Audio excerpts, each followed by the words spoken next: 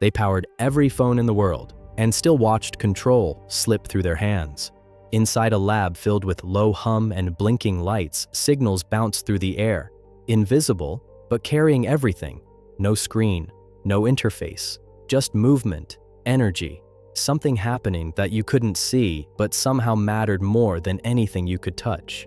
They had built the language every phone would speak, and they were about to lose the conversation without even realizing it. This is the story of Qualcomm, and how the company that built mobile communication became trapped beneath the platforms it enabled. This is the series where we break down the deals, decisions, and power shifts that built and destroyed billion-dollar empires. San Diego, late 1980s.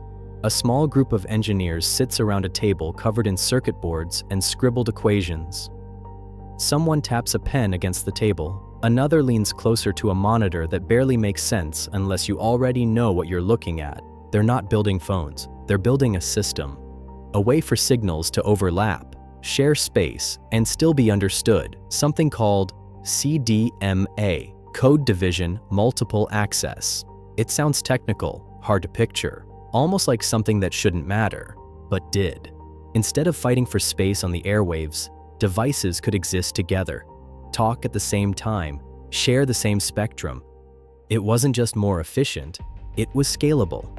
And scalability is where power begins. At the time, most of the industry didn't believe in it. GSM dominated globally.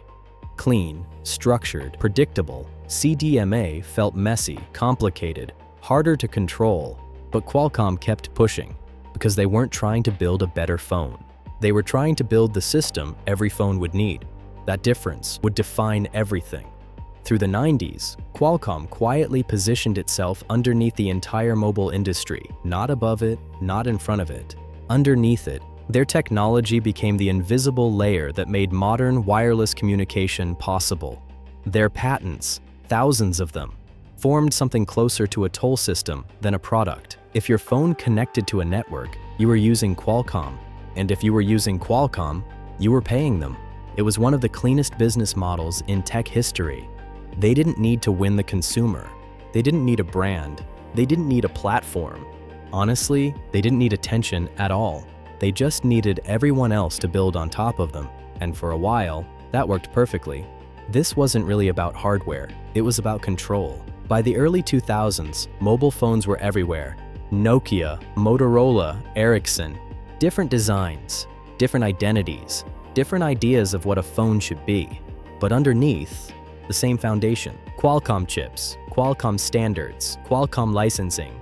They had achieved something rare. They were everywhere without being seen, and that invisibility felt like strength at the time.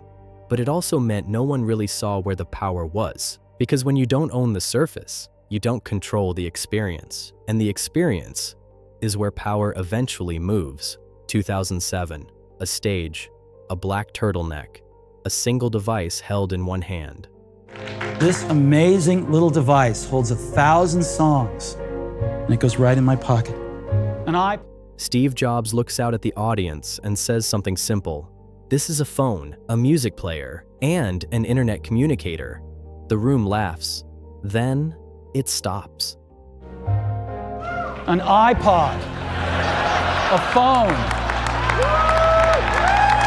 Because something just shifted. The iPhone wasn't just a better phone.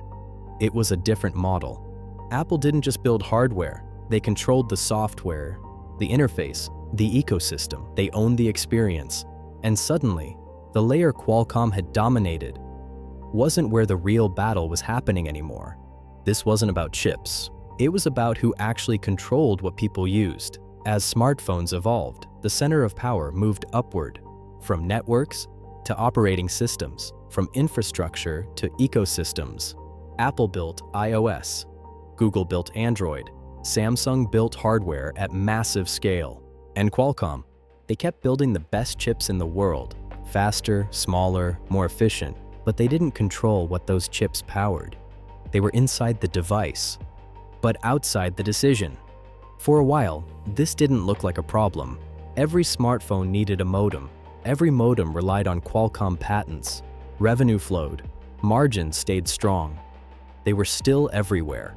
but something subtle had changed. The companies on top, Apple, Samsung, Google, weren't just customers. They were becoming gatekeepers, and gatekeepers don't like dependency. Inside Cupertino, Apple started asking a dangerous question. What if we didn't need Qualcomm? At first, the idea sounded unrealistic. Qualcomm's modem technology was years ahead. Complex, hard to replicate. But Apple had something Qualcomm didn't: control of the entire stack. Hardware, software, supply chain, distribution. If they could solve the modem problem, they wouldn't just reduce cost. They would remove dependency. And dependency is the one thing platform companies eliminate over time. 2017, the relationship breaks. Apple sues Qualcomm. Qualcomm countersues. Billions of dollars at stake. But underneath the legal battle, something else was happening. This wasn't really about licensing fees. It was about control. Apple didn't want to keep paying for access to a system it didn't own. Qualcomm didn't want to lose the leverage it had spent decades building. Two different philosophies collided, one built on infrastructure, one built on integration, and only one of those models was becoming dominant. This is where everything started to fall apart. Not in revenue, not in technology, in positioning. Qualcomm had built one of the most important layers of mobile, but not the most powerful one. As the industry moved into 5G, Qualcomm doubled down. They led the charge, defined standards, built next-generation modems. Technically, they were still ahead, but strategically, the ground had shifted. Apple acquired Intel's modem business, began building its own chips, integrated deeper than ever. Samsung expanded its own silicon capabilities. Even Google started designing custom chips. The pattern was clear. Everyone wanted to own more of the stack. And the more they owned, the less they needed Qualcomm. They didn't lose to a better product. They lost to a better position. Qualcomm's strength, being everywhere, became its weakness. Because being everywhere meant being replaceable. Not immediately, not easily, but eventually. There's a strange irony here. Qualcomm helped create the modern smartphone. Without their work on CDMA, wireless scaling, and modem technology, the mobile internet doesn't happen the way it did. They didn't just participate in the future, they made it possible. But they didn't own the layer where users lived. And that layer is where the money, control, and influence accumulate. Midway through the smartphone era, one idea became impossible to ignore.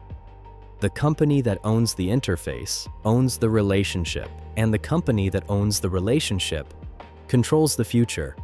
Qualcomm still generates billions, still leads in wireless innovation, still sits inside nearly every connected device. But the leverage is different now. They are critical, but not dominant, essential, but not controlling. And that's the quiet shift most people never see. The difference between building the system and owning the outcome. What if Qualcomm had gone higher? What if they had built their own operating system, their own devices, their own ecosystem? What if they had moved from infrastructure to experience? Maybe they would have failed, or maybe they would have become something else entirely. A company that didn't just power mobile, but defined it. Instead, they stayed where they were strongest, and the industry moved above them. This is the same pattern we've seen before. The companies that build the foundation often don't control what gets built on top of it, and the companies that control the top eventually rewrite the rules for everyone else. If you look closely, you can see the echo, not just in Qualcomm, but in the platforms that came after, because the next story is about a company that gave away the layer everyone else built on, and still found a way to control everything. That story starts with Android.